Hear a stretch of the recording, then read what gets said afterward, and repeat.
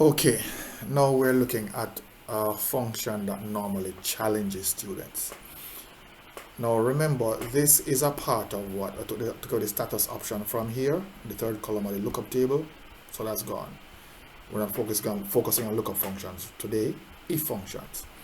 All right, and the reason I have this here is that in the end we're going to compare a lookup function against an if function, or more like a nested if function. We're taking it slowly at first. All right, so here's what we have. We're going to use column 3, score 3 again with the if function. Let's start it off simple. Let us say that everybody in column 3, which is this column, let me even highlight it so you get an idea which column I'm working with. All right, everybody in this column, all right, if they get 60, because for me, I think 60 is an appropriate pass mark. 50 is ridiculously too low, right? So I think it should be 60, the lowest, all right? So 60 is the pass mark. So anybody who gets over 60 in this area, that scores 3, will get the result of passed. Otherwise, if you don't get 60 or more, then you failed. Now this is a simple if function. We go equal if, I will open the bracket. So we're looking for this data set here. So this one, first of all, if, and then, so equal if this cell is greater than or equal to 60. So this is the test phase of the if function. When you're doing an if function, you have 3 phases. An average, a regular if function, you have 3 phases. A test phase, even the tip here is telling you logical test. So the test is if E2 is greater than or equal to 60. Then the next step, put a comma, separating the test from what should be done if it turns out to be true. If it turns out that the person got a 60 or more, in double quotes, you now put passed, close quotes. And if they didn't get 60 or more, it means they got less than 60, right? So then it means they failed. Close the double quotes, close the bracket, and that's that. So this person failed. If you notice how I made a lot of room here, widen the column, it's because we are going to expand this function to be a lot more than that. I'm going to write different kinds of if functions so you can see what's happening. All right, I will pull this down, and now we see who passed. So this person failed, got 15. This person passed, he got 71. This person failed, he got 56. This person passed, he got 63. Let us say that the person got 60. Let's see if that works. 60. All right, still passed because we did say if you get 60 or more, greater than or equal to 60, right? So, but if we put 59.9, you failed. If you put 59.99, doesn't make a difference. Move up now. All right, even 59.99999 still don't make a difference. Still fail. Even though you see this look like 60 now, still failed, because if you increase the decimal position, you realize exactly what's there. All right, so let's move this back out. So I'll put that 63 here and reduce this back the decimal positions. All right, and bring this back in. So that gives you a feel of what an if function is like. But what if you say that you want the average of these 3 scores? If the person got 60 or more, for the average of these 3 scores. Let's try that out. So what we're saying, if you average these 3 and the person got 60 or more, then they passed. Now let's scale it up a bit now, because everybody going to pass now. Let's bring it higher. So let's say 70. But 70, yeah, there's a problem. Let's say 80. All right, so we're going to scale it up a bit now. So let's do this. Equal if average, open bracket, C2 colon E2, right, close the bracket, is greater than or equal to 80, we said 80, then the person passed. So we have 2 functions of equal if the average of C2 to E2 is greater than 80, then the person passed, otherwise they failed. Remember, I told you before when I said you can combine functions. There are other functions, for example, and or that you can work with if you know. But I don't want to go so deep yet. All right. So this person failed. All right. The average, and I can see that makes sense. These didn't average off to 80. All right. So let's go again. Let's use the fill handler and pull this down. Indicate a field of this. Pull this down. My mouse is giving me problems here. All right. So now we see two persons failed. This person here failed and this person failed. Everybody else passed. So that is one scenario. All right. Now let's scale this up a bit. All right. Remember, at one point in time, there was a spreadsheet we had over here, I believe, when we're talking about discounts and tax and so forth and so on. Now, let's do a calculation now. And this is going to be with discount. So, we have some ways we can work this out. We can say, all right, anybody who purchased something over $500, they get a discount of 5%. And if not, they get a discount of 0. So let's get to work. So it's an equal if, open bracket, if the total here, oops, let me scroll back here. Oops, if the total here is greater than or equal to 500, then the person gets a 10% discount. So it's going to be comma. So this part is a test. Call the function equal if. And then now, if the discount is greater than 500, it's going to be this amount multiplied by the taxable amount here. And we must make this absolute, yeah? So make that absolute. So with a copy down when it doesn't move from B10. All right. Otherwise, you could say it's this amount times 0. But we know any number times 0 give you a 0. So we can just put 0 there. So in other words, you get no discount. All right. So this person got $120 discount. And let me see now. Anybody who has less than 500 shouldn't get a discount. All right. Only one person had less than 500. Wow. Maybe I should have put that up a little bit more. Let us say 700 then. Or 800. Let's make it even more interesting. 800. So hopefully we have at least one more person who doesn't get a discount. All right. So that looks a little bit better. All right. So anybody who gets, and of course you realize that all of these recalculated immediately. So anybody that purchased 500 or more, or in this case 800 or more, got a discount of 5%. And that's basically the ways that we work with if functions so far. But we can go a bit further. What if we said that there's a discount here of discount? Let's put another discount here. Let's say 10%, 0.1, that's 10%. And then 0.15, 15. So these are the discounts that the persons are getting. All right, discounts.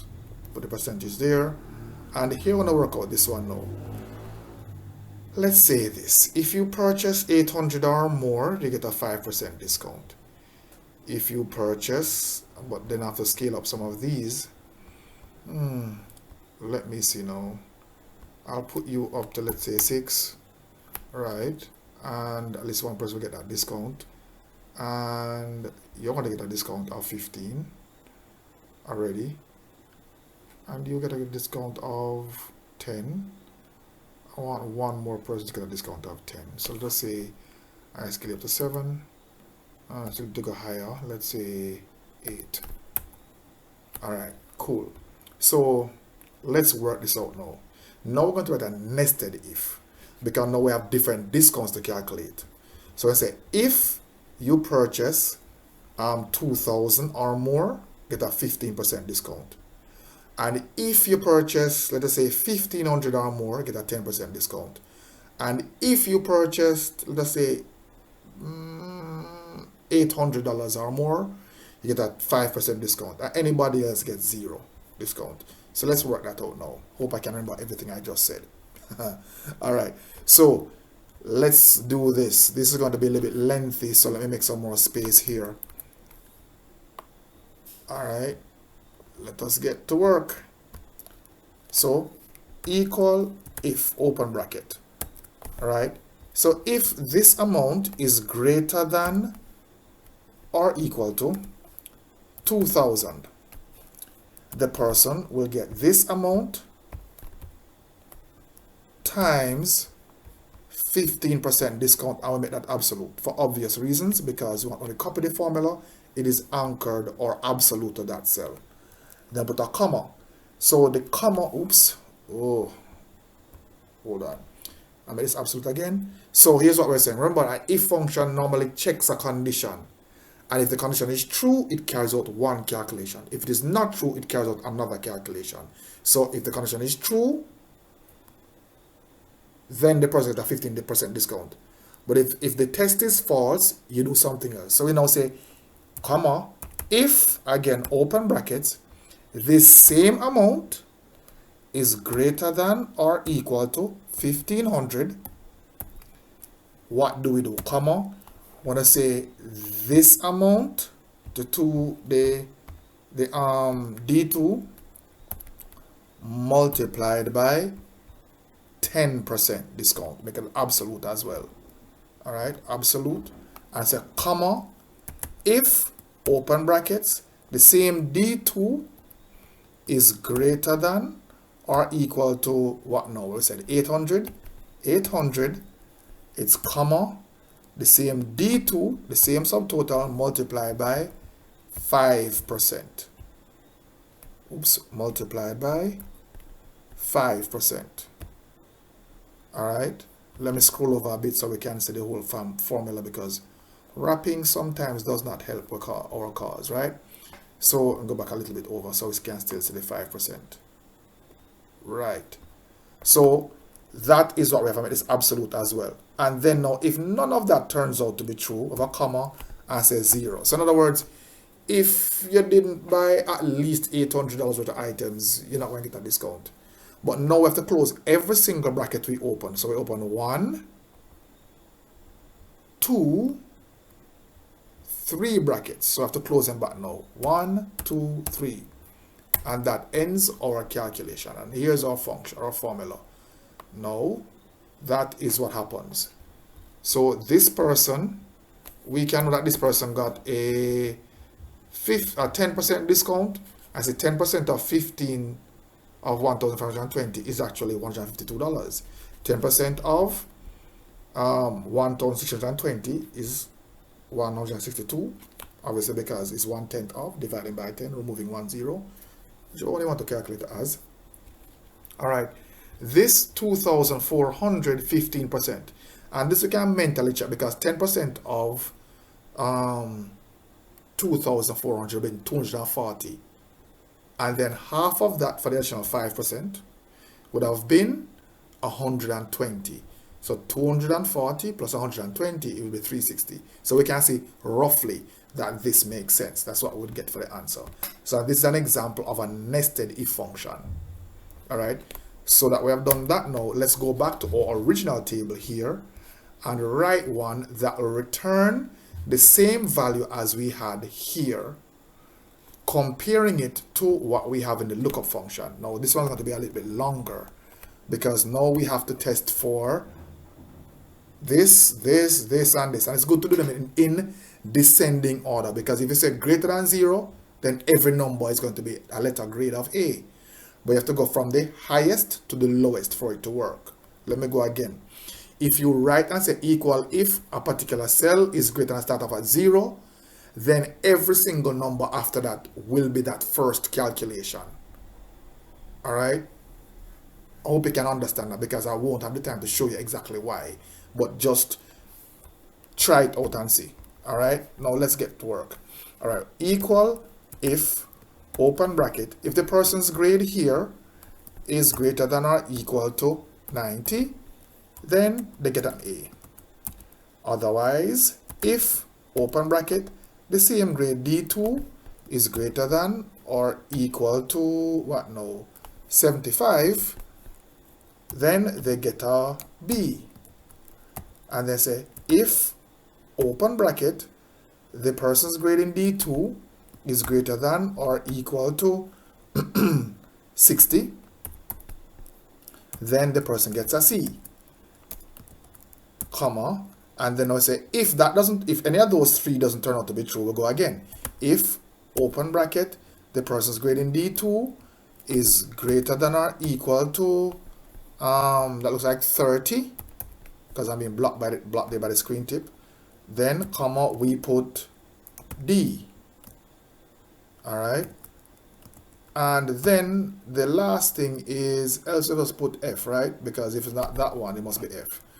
Else just put F. Right, so we close that, and we have to close every bracket. So therefore, it's 1, 2, 3, 4. Close one already. 2, 3, 4, and that's it.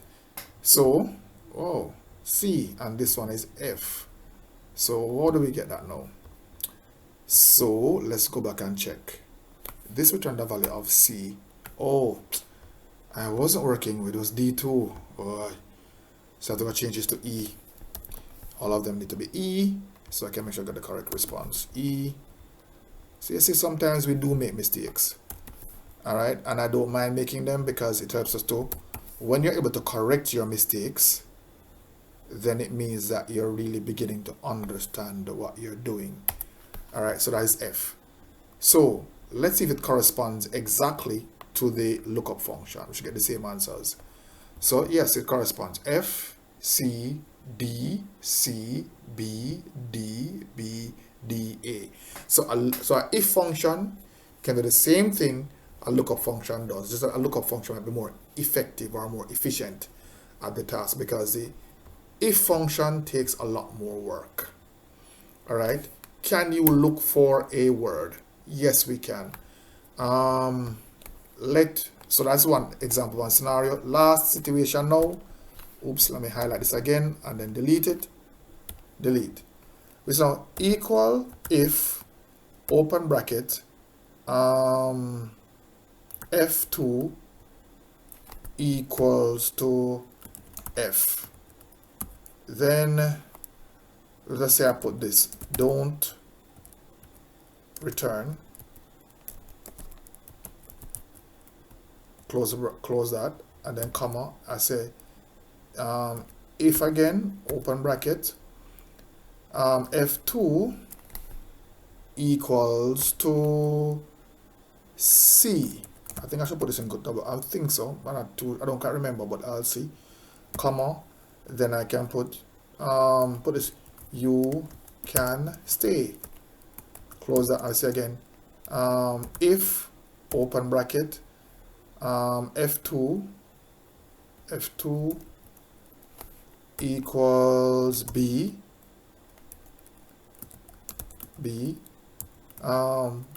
let's say you can put move up, and then now we say if, open bracket, F2 equals to, let's say, A, comma, then now we put honor roll. Yeah, let's put that honor roll, honors, and now let's close every bracket that we opened with, so we can just 1, 2, 3, 4, 4. Is that, let me see, 1, 2, 3, 4, but it's like I have 5 here. Don't return. So this seems to work okay. So we can actually look for words or letters in our if function, but then I have a problem here of false. Let me check and see what's going on with D. Oh, I never put D. Oh, I never put D there. So you see what's happening there, yeah? All right, so let's go now. If, open bracket, F2 equal to D, then let's put repeat. All right, repeat, and a comma, but then I have to close another bracket down here because I didn't account for D. All right, and then that should be fine now. Still having false. If f2 equal to d. Why am I getting this error? And it's only occurring with d. Let me see.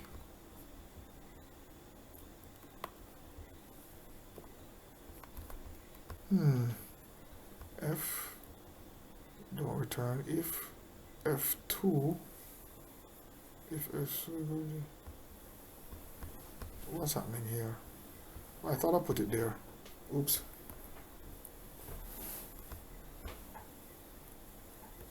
I thought I put the adjustments there. Ah, boy. Hold on a sec.